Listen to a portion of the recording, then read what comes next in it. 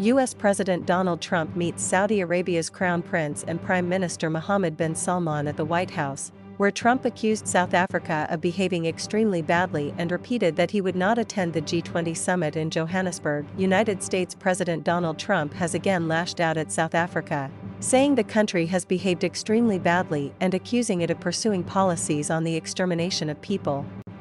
Speaking alongside Saudi Arabia's Crown Prince and Prime Minister Mohammed bin Salman, who is visiting the United States, Trump said he would not attend the G20 summit scheduled to take place in Johannesburg this weekend, accusing South Africa of unacceptable conduct. "I'm not going to South Africa for the G20 because I think their policies on the extermination of people are unacceptable. So I'm not going." South Africa has behaved extremely badly, Trump told reporters. The remarks came during a feisty interaction with the media, which also featured questions on the transportation of Palestinians from Gaza to other countries, an initiative that South Africa has sharply criticized, calling it an attempt to cleanse Gaza of its people.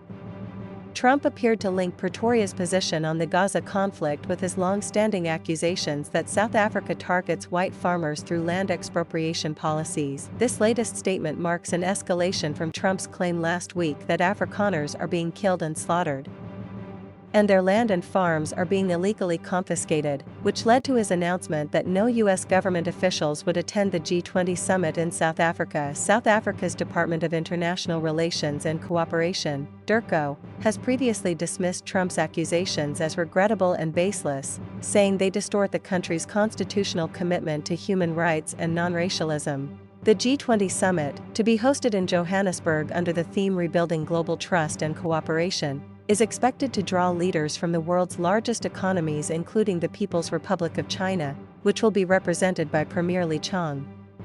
As the controversy grows, South African officials say preparations for the G20 summit are proceeding as planned. Earlier this week, IOL reported that Minister of International Relations and Cooperation Ronald Lamola insisted that the United States will have to send officials to South Africa if Washington wants to be formally handed the reins of the G20 as the incoming president of the bloc. The U.S. is set to take over the G20 presidency from South Africa and host the summit in 2026.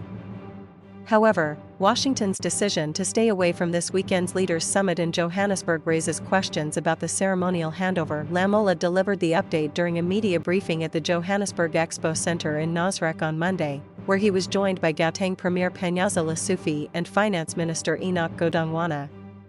The summit, scheduled for Saturday and Sunday, will mark the culmination of South Africa's G20 presidency.